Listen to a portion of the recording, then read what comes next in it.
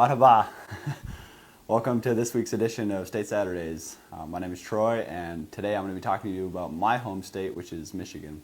The first thing people hear or think of when they see Michigan is the Great Lakes. Michigan is surrounded by the Great Lakes, and the cool thing about the Great Lakes is that they're fresh water. Michigan, if you're in Michigan, you're never more than 85 miles from one of the Great Lakes. You're also never more than 5 miles from an inland lake or stream. So when you think Michigan, you're going to think fresh water, and you're going to think the Great Lakes. So one interesting thing about Michigan is that you can easily reference it with your hands. So if I were to tell you where I live, I would use my hands. So you have the Upper Peninsula, and then you also have the Lower Peninsula, and they're connected by a bridge, a famous bridge called the Mackinac Bridge.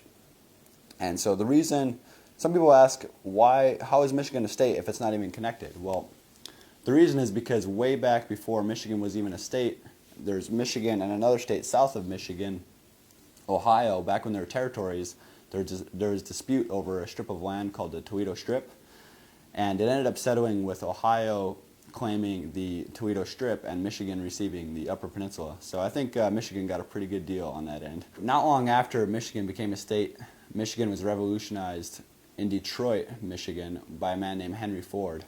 Henry Ford is actually the founder of the Ford Motor Company, and he used a new invention called the assembly line to manufacture cars at a rapid rate. And so Henry Ford used the assembly line, which increased production exponentially, and that was a major turning point in the history of the auto industry. Detroit is actually still known as the Motor City today, and there's some famous car companies that are still headquartered in Detroit, including GM and Chrysler and many others. Michigan is that it's located in the north, in the middle of the U.S., so up by Canada. So of course, you can imagine it can get very cold up in Michigan. It also gets quite a bit of snow. There's actually some cities in Michigan that average over 200 inches of snow per year, which is insane. It doesn't stop Michiganders from doing all the winter activities. You have ice fishing, you have snowshoeing, skiing, snowboarding, you have hockey.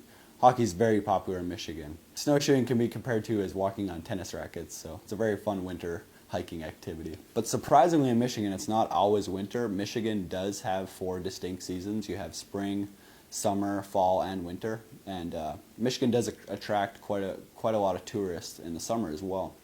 So if you ever do travel to Michigan, you'll probably see a Pure Michigan sign. So what does that sign actually mean? Well, Pure Michigan is the state slogan, and that just means what Michigan is all about. Whether it be the hiking, the waterfalls, the camping, all of the outdoor activities, whether it be hunting or fishing, all of that put together, that adds up to what makes Michigan so pure. Some of the famous foods in Michigan, one would be cherries. Traverse City is actually known as the cherry capital of the world. They produce 70%, I think, of the U.S. There's one type of cherry that they produce a lot of the cherries. Traverse City does. And then also, I don't know if you've ever heard of the brand Kellogg's cereal. They produce, they're headquartered in Battle Creek, Michigan, and they're a very, very famous cereal brand. So, Michigan's population is just under 10 million, so that's very comparable to Baghdad, just a little bit more in Michigan. But surprisingly, Michigan only has 3% of its population in the Upper Peninsula. So the majority of its population is down south, maybe near Detroit. And many people would actually think that Detroit is the capital of Michigan, but that's actually not correct. The capital of Michigan is Lansing. It's the second largest city in Michigan, and it's quite interesting because you have Lansing on one side, and you also have Detroit. So they both have bigger colleges. You have the University of Michigan in Detroit, or near Detroit in Ann Arbor, and then you also have the Michigan State University, which is in Lansing, and there's definitely a rivalry there.